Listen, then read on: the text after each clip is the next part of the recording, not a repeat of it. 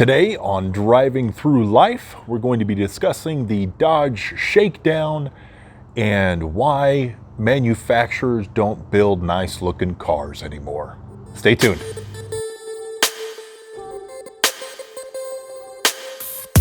What's up, everybody? Recently, I had the opportunity to attend Roadkill Nights with my brother, and we saw a car there shortly after our little drifting experience with the professional drivers, etc. We were standing by this car, and it was beautiful, and we took a look at it. It's called the Dodge Shakedown. So we wanted to learn a little bit more about it, and where it led us was a little bit more of a philosophical conversation on why manufacturers don't just take the really, really popular cars from the past and put all the new goodies inside of them. So we'll be taking a look at that and getting a little bit of a breakdown and kind of our first reactions on the Dodge Shakedown itself and kind of what we thought about it. So here we go. One of the cars that kind of stood out was the Dodge Shakedown. Dodge Shakedown, great concept. And honestly, I don't know why manufacturers don't do this more, but it's a Dodge Challenger. 71 Challenger. 71 Dodge Challenger body, and then they put all the new fixings inside of it. Now, this would be a production model car, which I love the idea of because I don't like the look of most new cars, right? So looking at this, I'm really wondering why they don't do it more. It's got, what was it, a 392 out of a Scat Pack. 6.4 liter 392, kind of like what they have in the Scat Pack. So Scat Pack. Married to a Tremec T6060 6-speed transmission out of a Viper. A Viper transmission. I looked inside of this thing, and it's got all the new fixins within it, etc.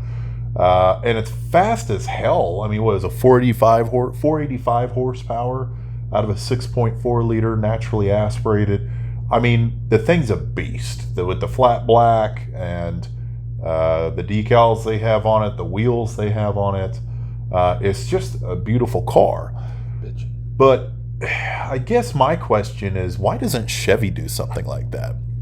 See, most of the time, you're looking at, for example, when they brought the new Camaro back out, when they started remaking all of those muscle cars, they took new styling and they tried to integrate bits from historical models, right?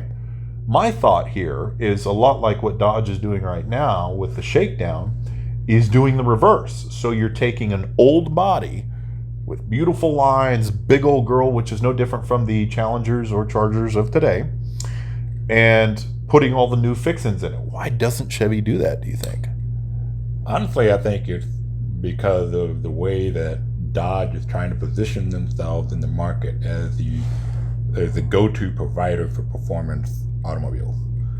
Chevy, on the other hand, is following, I guess, market research has shown that most of their clientele, most of the people that are buying cars today are actually buying SUVs or crossovers. Yeah, crossovers, things like that. So, and within the next few years, Ford has mentioned that they're going to drop most, if not all, of their car lines. Mm-hmm. Chevy's dropping several, including the Malibu and I think even the Impala. Yeah, and they're just, both of those companies are moving to the crossover SUV pickup only type of family market. Vehicles, right? So as they're doing that, Dodge is like the only only one of the big three that is actually making and actually putting more into those performance vehicles.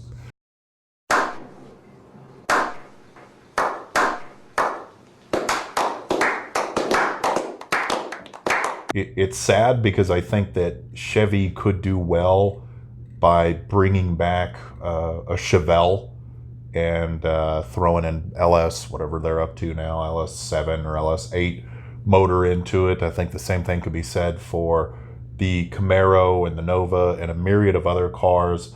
Mustang has done, Ford's done a really good job of bringing back the Mustang and really giving subtle hints and little cues from Mustangs of old. But you know, I think that people still crave those old, big, boxy lines of the old Mustangs. I think they do too, but I will say this: is Dodge is going to see a lot of success with these Chargers and the Hellcats and the Demons that they're putting out. However, they're way out of reach for the average consumer. These are for people with lots of money to spend, high pecuniary income.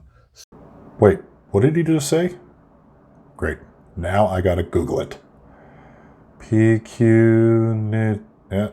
Yep, that's the one. All right. Relating or consisting to of money. No shit. Is admitting to obtaining pecuniary advantage by deception.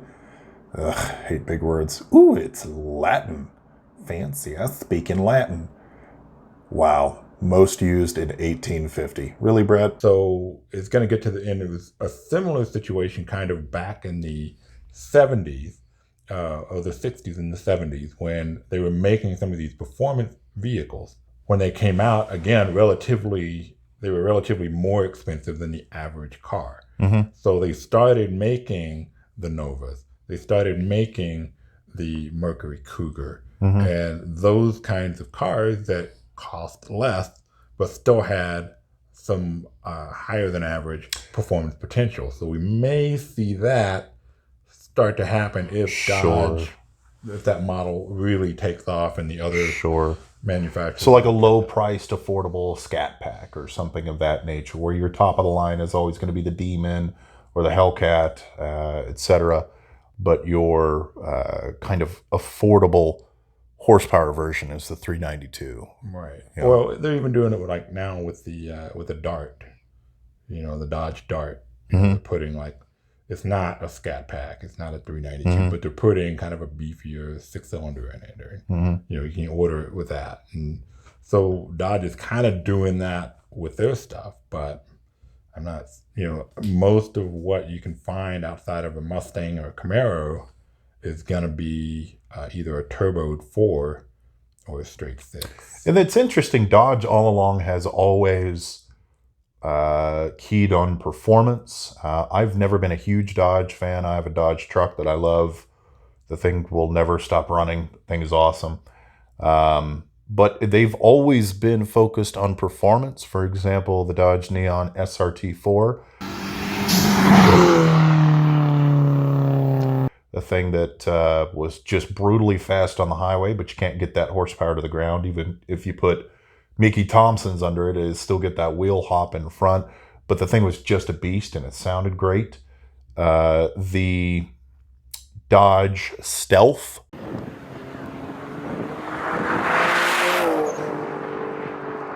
RT, which was a twin-turboed V6 that they made in, I believe it was the late 90s or early 2000s. Always wanted one of those. I looked at one, but I bought an RX-7 instead. It was like a joint venture, I think, because the 3000 GT from Mitsubishi came out right along that time. The VR4, which also had a twin-turboed V6. They did kind of like a little joint venture with that. The great set of cars. But point is, Dodge has always been really, really focused on performance, even through their middle lines, you know, like their Durangos, their Neons, their Calibers, their, you know, a lot of their trucks. I mean, they had the SRT-10 Dodge Ram, you know, with the Viper V10 in it, which was dope. Well, I'm glad you hung out with this today when we talked about the Dodge Shakedown and a little bit about corporate automotive strategies that we honestly have no idea about, but like to talk about. We learned about the Shakedown. We learned a little bit about why you should totally have to Google words that people say around you. Until next time, guys, like and subscribe if you enjoy the content. If not, sorry. Go out there, be happy, do what you love, make someone's day, don't be a dick, and as always, keep on driving.